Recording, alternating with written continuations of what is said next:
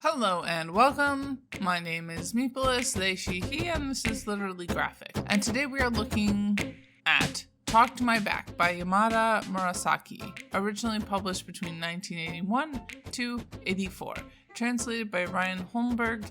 The English edition I'm reading was published by Drawn and Quarterly in 2022. Content notes for rubbing up against the constraints of being a housewife and loss of a pet.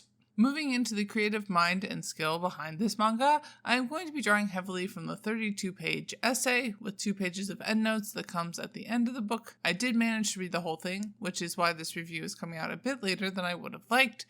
This is the kind of reading that is extremely hard for me to do these days, so I'm sure I missed some things. Holmberg seems to do an excellent job diving deep into the history of women in alternative manga in general, as well as Yamada's personal history with both alternative and mainstream manga, as well as all the other things that she got up to. Because, among other things, Murasaki Yamada was a feminist poet, manga artist, and part of a folk band. She taught at Kyoto Seika University, Faculty of Manga, and ran for a seat in Japan's House of Counselors in 1989. Pulling from Holmberg's own words, when it comes to the context of Talk to My Back, quote, Yamada was a decade ahead of her time, not once, but twice. In the early 70s, when she drew about family relations in a realistic and quasi-autobiographical way, when few other women cartoonists did so, and again in the 80s when she drew about marriage and motherhood at a time when women's comics usually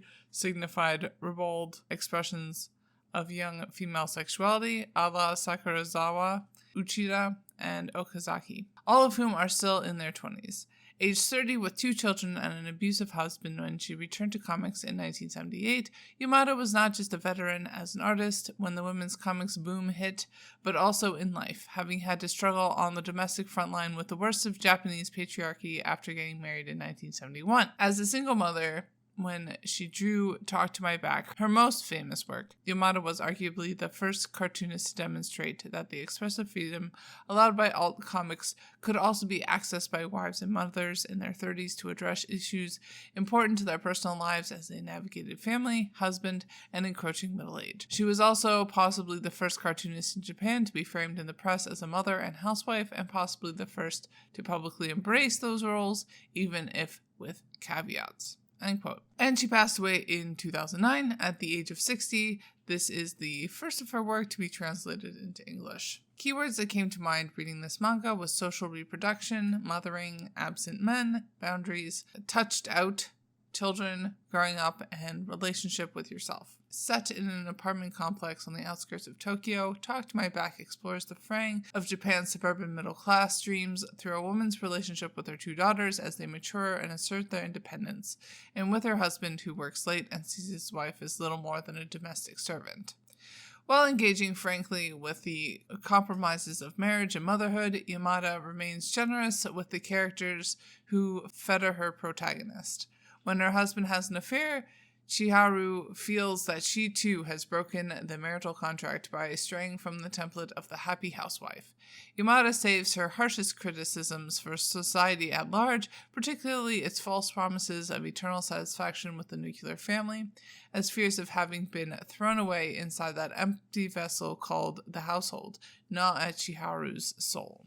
Yamada was the first cartoonist in Japan to use the expressive freedom of alt manga to address domesticity and womanhood in a realistic and critical and sustained way.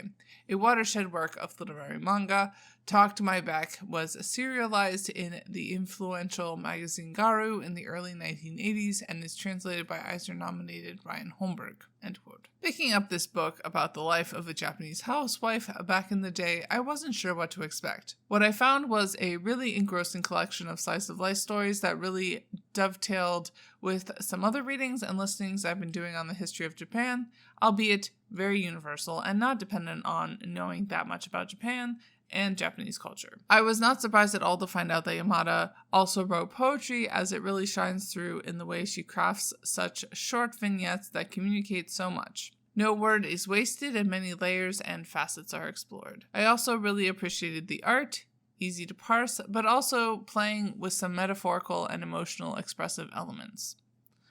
Looking at the gender aspects of the story, Talk to My Back felt like it was filling in a bit of a hole in my manga reading, providing a nice contrast to the more male-centered work of Jiro Taniguchi, who I also appreciate.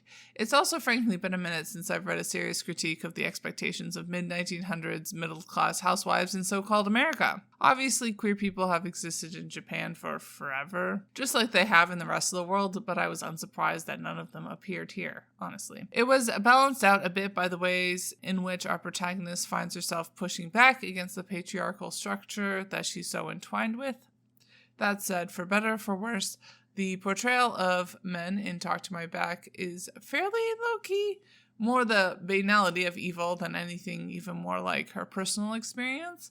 I wonder if Yamada thought that this would make a more universal critique, as it might be easier for people to pretend this critique doesn't apply to their relationship if the husband was more verbally and physically just outright abusive. Race and ability versus disability were not touched on as far as I could tell.